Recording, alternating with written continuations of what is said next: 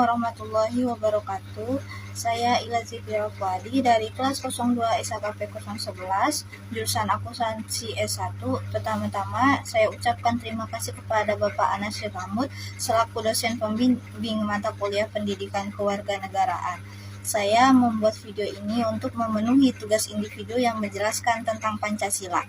Jadi, topik yang akan dibahas yaitu pertama, pengertian Pancasila, sejarah Pancasila. Pancasila adalah dasar negara Indonesia. Hari lahirnya diperingati setiap tanggal 4 Juni. Sebelumnya, apa itu Pancasila? Pancasila berasal dari bahasa Sanskerta yang terdiri dari dua kata, yaitu panca artinya 5 dan sila artinya dasar, asas atau prinsip. Jadi Pancasila artinya 5 dasar atau asas atau 5 prinsip. Kelima dasar asas prinsip tersebut telah menjadi rumus dan pedoman kehidupan berbangsa dan bernegara bagi seluruh rakyat Indonesia. Pancasila dijadikan sebagai dasar negara Indonesia berdasarkan pernyataan dalam pembukaan Undang-Undang Dasar 1945 alinea 4 bahwa negara Republik Indonesia yang berkedaulatan rakyat dengan berdasarkan kepada ketuhanan yang Maha Esa, kemanusiaan yang adil dan beradab, persatuan Indonesia, kerakyatan yang dipimpin oleh hikmat kebijaksanaan dalam permusyawaratan perwakilan, serta dengan mewujudkan suatu keadilan sosial bagi seluruh rakyat Indonesia. Pancasila pertama kali diusulkan pada tahun 1945 dalam sidang BPUPKI. Beginilah sejarahnya. Sejarah Pancasila, BPUPKI, Badan Penyelidikan Usaha-Usaha Persiapan Kemerdekaan Indonesia, yang dalam bahasa Jepangnya adalah Dokuristus Jumbi Kosakai, adalah sebuah badan yang dibentuk oleh pemerintah Jepang sebagai upaya mendapatkan dukungan bangsa Indonesia. Jepang berjanji akan membantu proses kemerdekaan Indonesia dengan BPUPKI sebagai wadah. Menurut sumber belajar Kemdikbud, sidang pertama BPUPKI diadakan di Gedung Chow Sanggi In di Jalan Penjabon 6 Jakarta yang kini dikenal dengan sebutan Gedung Pancasila. Pada zaman Belanda, gedung tersebut merupakan gedung Volkrat, lembaga DPR pada zaman kolonial Belanda. Sidang dibuka pada tanggal 28 Mei 1945 dan pembahasan dimulai keesokan harinya pada tanggal 29 Mei sampai 1 Juni 1945 dengan tema merumuskan rancangan dasar negara.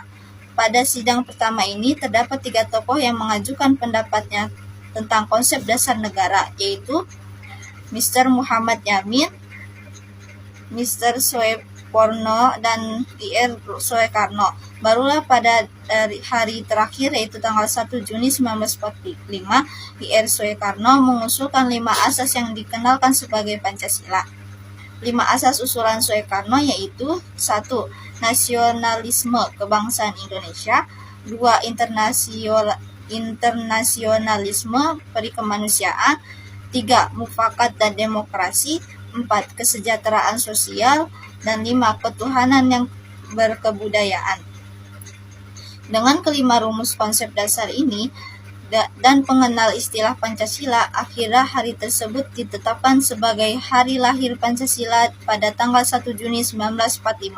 Sementara itu, perdebatan terus berlanjut di antara peserta sidang BPUPKI mengenai penerapan aturan Islam dan Indonesia yang baru.